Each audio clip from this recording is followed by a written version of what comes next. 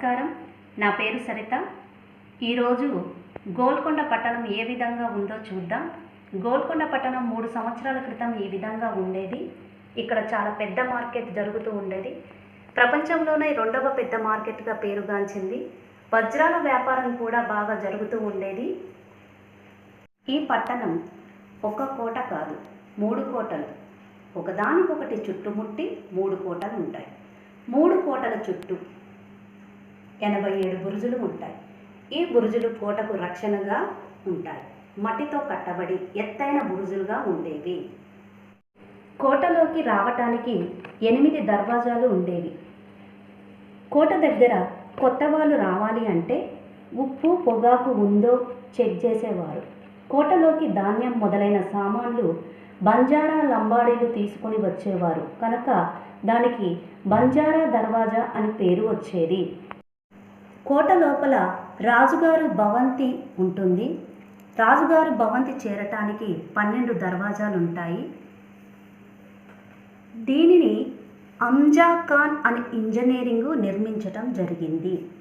కోట లోపల ఉద్యోగస్తుల భవనాలు, కచేరీ భవనాలు, దేవాలయాలు, మసీదులు, ధర్మశాలలు, భిక్షాగృహాలు 12 ఉండేవి.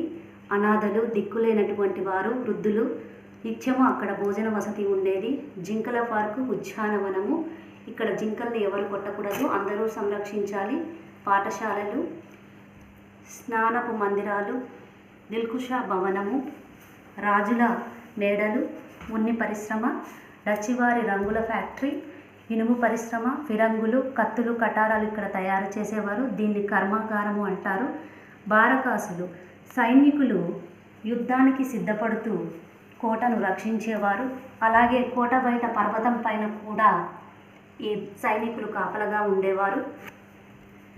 కోట లోపల కూరగాయల దుకాణము, మాంసము దుకాణము, నగల దుకాణము, విలాస వస్తువుల దుకాణము, నాణ్యముల దుకాణము, చిల్లర వస్తువుల దుకాణము, తినుబండారాల దుకాణము, మార్కెట్లు చాలా పెద్దగా ఉండేవి. మణికప్పంగువులు అనే మేడ వారికి ఉండేది. మిద్దె మీద తోటలు కూడా ఇక్కడే ఉండేవి. కోట లోపల ధనాగారము, ధనవంతుల భవనాలు, ద్రాక్ష తోటలు, అక్కన్న సేనానికి ఓడలు ఉండేవి. ఓడల వ్యాపారం బాగా జరుగుతూ ఉండేది. సముద్రం మీదుగా బందరు ఓడరేవుకి చేరుకునేవారు. ఈజిప్టు, పారసికము, అరేబియా, తుర్కిస్తాన్ వంటి విదేశీయులు ఓడరేవుకి చేరుకొని రోడ్డు మార్గంగా గోల్కొండ కోటకు చేరుకొని వ్యాపారం చేస్తూ ఉండేవారు.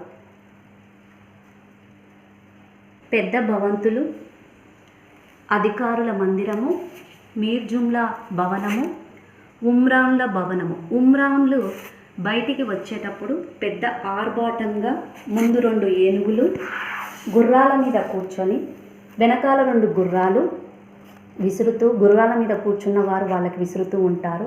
వంటల మీద డ్రమ్స్ కొడుతూ వైభవంగా దర్జాగా వాళ్ళు ఒక చోట నుండి మరొక చోటికి ప్రయాణిస్తూ ఉంటారు. కోట నుండి 15-20 కిలోమీటర్ల దూరంలో దుర్గా తాటకము అనే చెరువును త్రవ్వించడం జరిగింది. దీని ద్వారానే కోటలోకి నీరు పైపుల ద్వారా ప్రవహిస్తూ ఉంటుంది. గోల్కొండ కోటను 7 రాజులు పరిపాలించారు.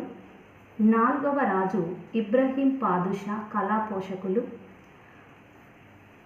ఆఫ్రికా నుండి చెట్టును తెప్పించడం జరిగింది. 80 అడుగుల చుట్టుకొలతో ఉంటుంది. లోపల 4 కూర్చొని అల్పాహారం తినవచ్చు. దీని పేరు దొడ్డ బాల్బోవా వృక్షము.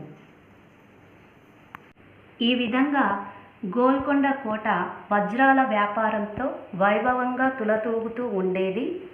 మోసం చేసి 1687లో ఔరంగజేబు దీన్ని ఆక్రమించడం జరిగింది. ఈ విధంగా 10వ తరగతి విద్యార్థులకి ఒక ప్రణాళిక వేసుకొని ఈ పాఠం చెప్తే విద్యార్థులకి చక్కగా అర్థమవుతుంది. ధన్యవాదాలు.